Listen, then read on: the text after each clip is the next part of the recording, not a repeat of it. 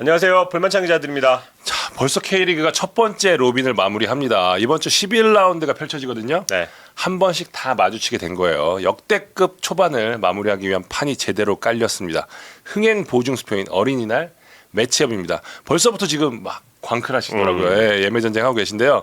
비예보 속 펼쳐져가지고 약간 좀 아쉽긴 한데 그래도 이 11라운드 볼만찬이 꼼꼼하게 프리뷰하도록 하겠습니다. 예측은 틀리라고 있는 겁니다. 그렇죠. 비예측도 틀릴 수 있으니까 경기장 그러네. 네.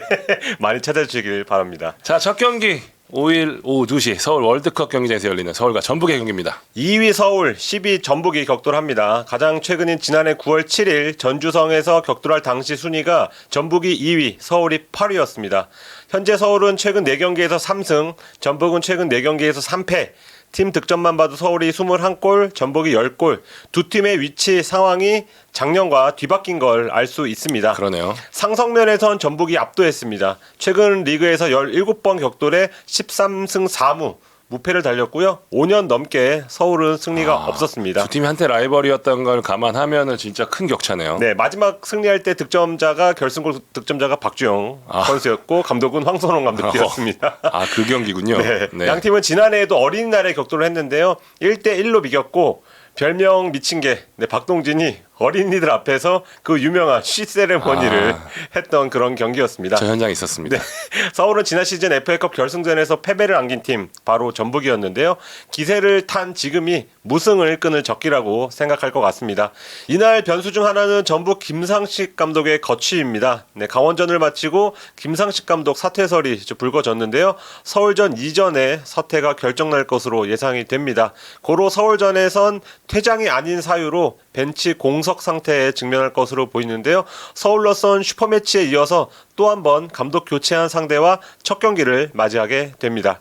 스쿼드 상태를 보면 서울은 핵심 공격수 황의조와 베테랑 오스말의 출전 여부에 촉각을 곤두세우고 있습니다. 우려한 것보다 큰 부상은 아니지만 지난 수원FC전에서 김신진이 최전방에서 역할을 잘해준 만큼 다음 주중 경기에 대비해서 무리해서 이제 부상 선수를 복귀시킬까 싶고 주중 몸 상태를 살필 것으로 예상되고요. 전북은 전북 내에서 가장 폼이 좋았던 송민규 부상 상태에 대해서 이미 보도가 나왔는데 발목 인대 부상으로 한 달가량 결장할 것으로 보입니다. 큰일입니다. 여기에 퇴장자까지 있습니다. 강원전에서 판정 항의로 퇴장한 센터백 홍정호 그리고 라이트백 김문환이 이날 뛸 수 없습니다. 지난 강원전에서 미들로 나선 박진섭이 다시 한 칸 아래로 내려올 것으로 보이고요. 김문환의 자리에는 요새 중용받는 신인인 박창우 또는 베테랑 최철순이 메울 전망입니다.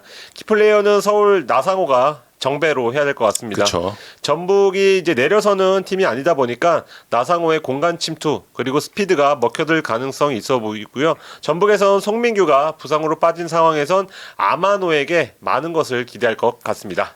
자, 예측해 보겠습니다. 서울 승리하겠습니다. 흐름과 홈 이점 두 가지 요인에서 서울이 유리할 것 같습니다.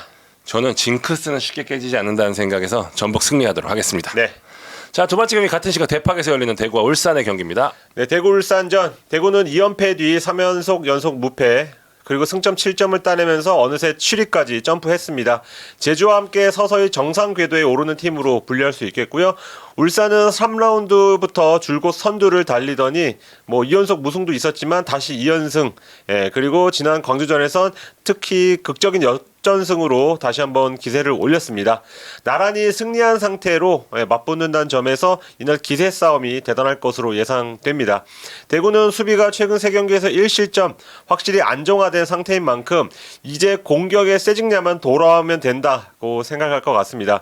세징야는 햄스트링 부상 정도가 심하지 않아서 이제 빠르게 훈련장에는 복귀한 것으로 알려졌는데요. 근데 햄스트링이 고질적으로 계속 다치는 부위라서 재발했다간 공백이 더 길어질 수 있거든요. 나이도 있잖아요. 나이도 있고 그런 만큼 최영건 감독은 신중에 신중을 기하는 모습입니다.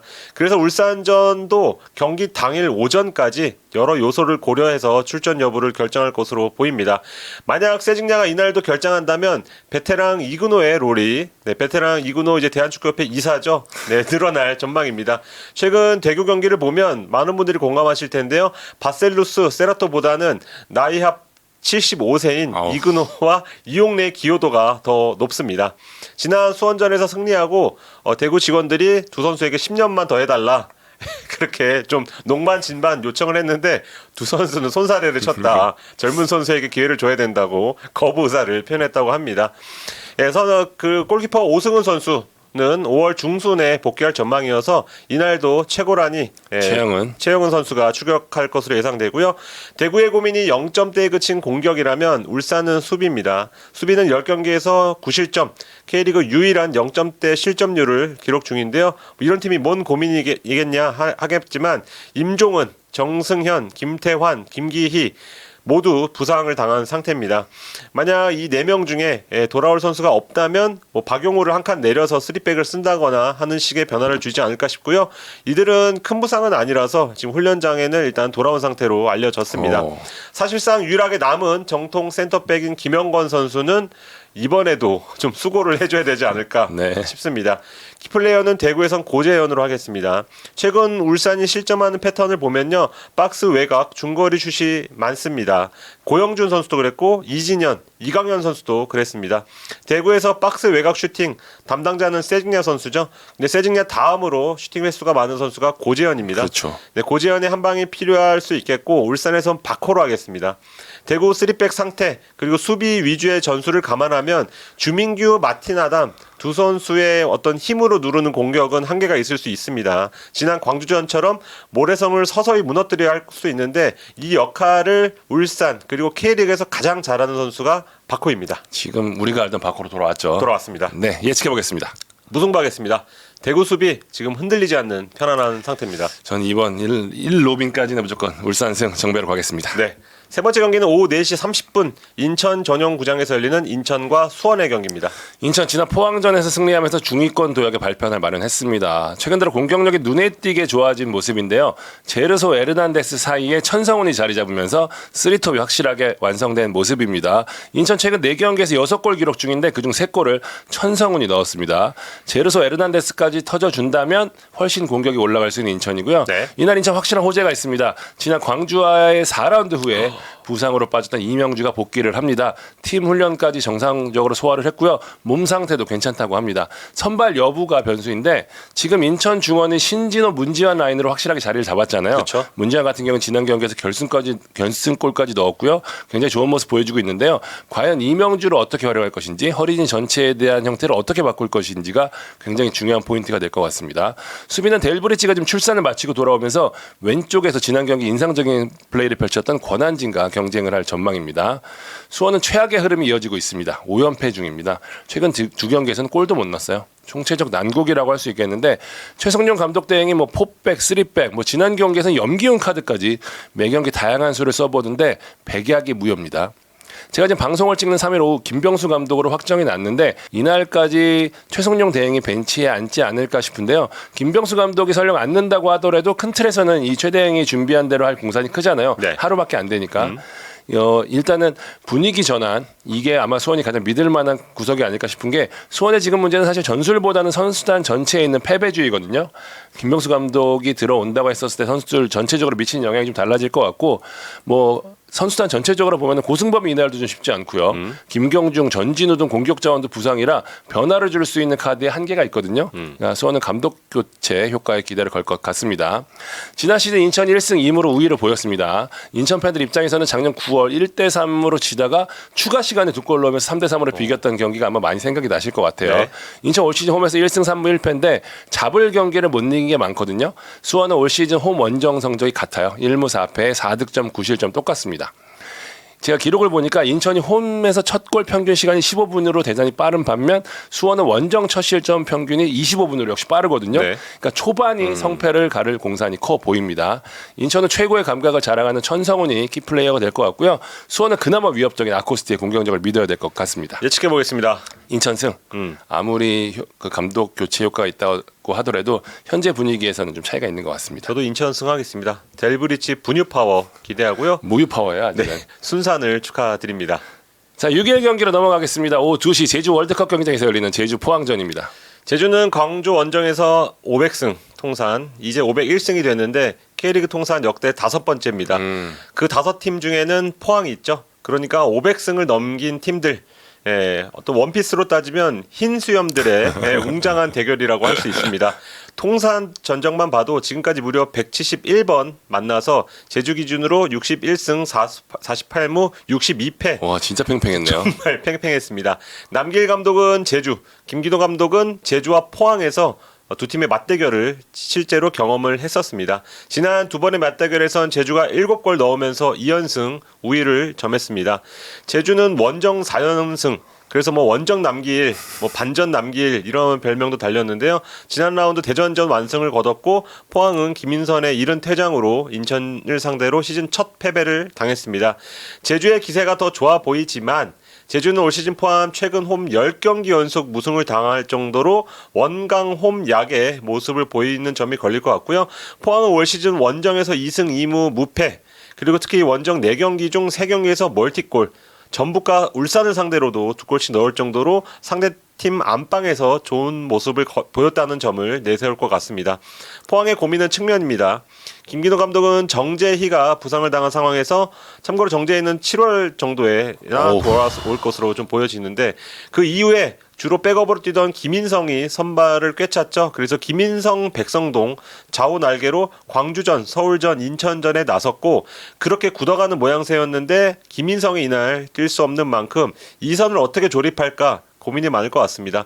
여전히 뭐 고영준, 백성동, 김승대, 조재훈, 완델손 등등이 있지만 일단 후반 초중반에 윙을 갈아 끼우는 그런 전술로 효과를 보고 있는데, 이 어떤 김기동 감독만의 요리법이 재료 부족으로 원하는 맛을 낼지 좀 미지수로 보이고요. 중원은 김종우의 부상으로 오베르단 이승모 조합이 다시 나올 것 같습니다.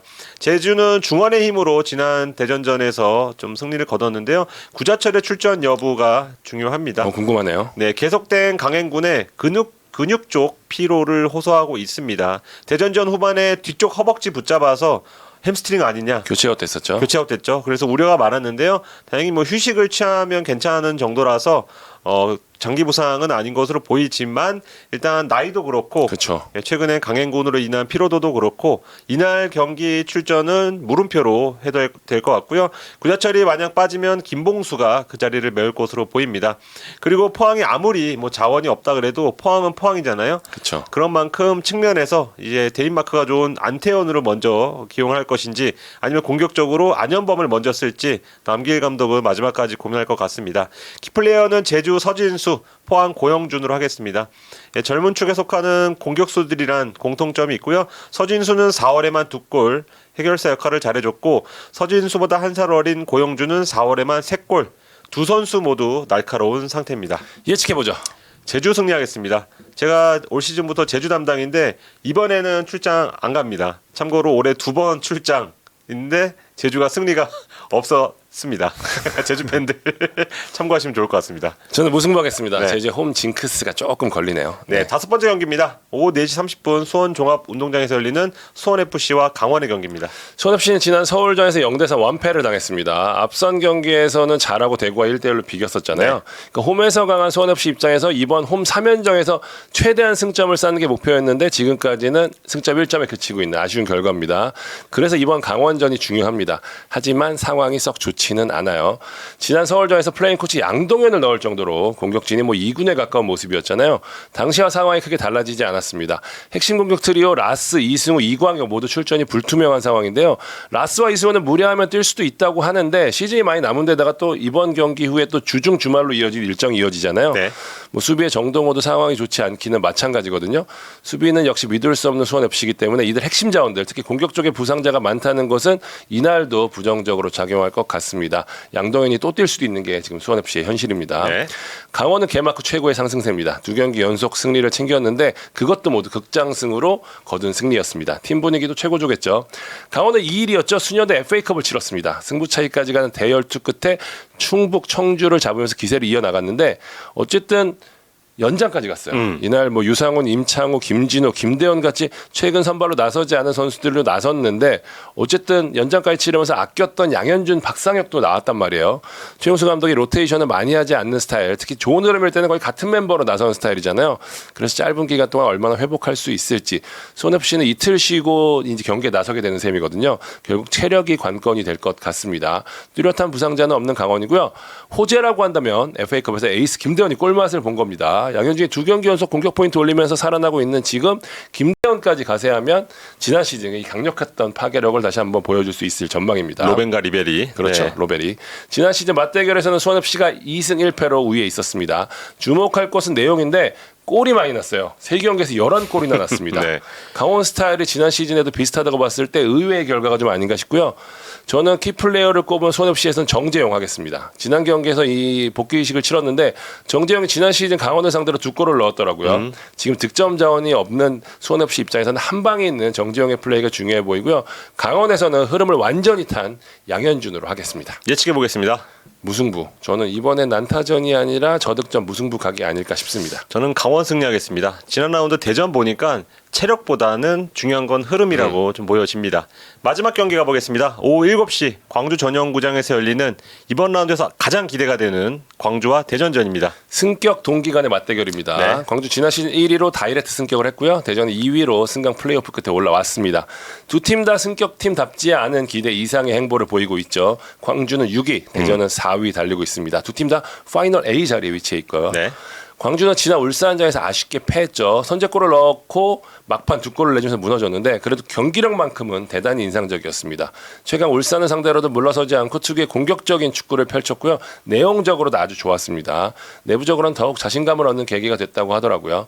광주의 고민은 역시 티모의 공백을 어떻게 메울 것인지가 될 것 같습니다. 지난 경기에서 경고 2장을 받으면서 이번 경기에 나설 수 없는데 티모가 이 광주가 포백을 쓰게 될 이유잖아요. 사실. 네. 수비도 그렇고 뭐 공격식 빌드업 측면도 그렇고 대단히 중요한 선수이기 때문에 이 공백이 좀 클 것 같은데 일단 이정효 감독은 아론과 김재봉 중에 대체자를 결정할 것으로 보입니다. 참고로 이 동계 중 큰 부상을 당했던 이으뜸 선수는 팀 훈련을 함께 하고 있다고 합니다. 지난 경기에서 피로를 호소하며 뛰지 못했던 산드로도 이번 경기에는 출전할 가능성이 높습니다. 대전은 지난 제주전에서 충격의 0대3 패배를 당했죠. 이전 전북전에서 과감한 로테이션을 하고 승리까지 챙기면서 기세를 올린 터였는데 강했던 홈에서 원패를 당하면서 상승세가 다소 꺾였습니다. 이민성 감독 8일 텀에 대한 이야기를 하더라고요. 8일 쉬었을 때 경기력이 좋지 않았다고 하는데 반면에 4일 텀일 때 경기력이 좋다고 하는데 이번이 딱 그렇습니다. 지난 경기는 에너지 레벨에서 차이가 컸던 만큼 체력적으로 얼마나 올라왔느냐가 이번 경기의 포인트가 될 전망입니다. 그래서 대전은 일단 지난 제주전 멤버에서 큰 차이가 없을 것으로 보입니다. 다만 최근 수비액 조유민이 좀 경기력적으로 아쉬운 모습을 보이고 있는데 그러니까요. 광주의 공격 축구를 상대로 어떤 모습을 보일지 중요해 보입니다. 네. 지난해 두 팀의 맞대결 2승 2무로 광주가 우위를 보였습니다. 광주가 대전을 상대로 잘했는데 대전이 현재 포맷이죠. 비대칭 3백이 자리 잡기 시작한 후반기 맞대결에서 2대2로 비겼다는 것 주목할 필요가 있습니다. 물론 뭐 광주도 당시와 비교의 변화가 있기는 한데 의외로 좀 참고할 만한 자료가 될 것 같고요. 두 팀 다 공격적인 운영을 하는 팀이잖아요. 재밌는 승부가 될 것으로 예상되는 가운데 광주에서는 안용규 어떤 파트너가 나올지 모르지만 수비의 중심을 잡는 동시에 대전의 이 전방 압박을 벗어나야 하는 임무가 있고요. 대전은 주세종 하겠습니다. 지난 경기에서 이창민 구자철 라인에 밀리면서 팀 전체가 좀 밀리는 모습이었거든요. 광주의 막강 중원을 상대로 주세종의 역할이 대단히 중요해 보입니다. 예측해 보겠습니다. 광주 승. 저는 홈 쪽으로 가도록 하겠습니다. 저는 대전 승하겠습니다. 창 기자가 아마도 이민성 감독 눈치 보느라고 살짝 있어요. 네, 대전 승을 못 찍은 것 같은데요. 저는 대전이 다른 어느 팀보다 광주를 잘 안다는 게 변수가 될 것 같습니다.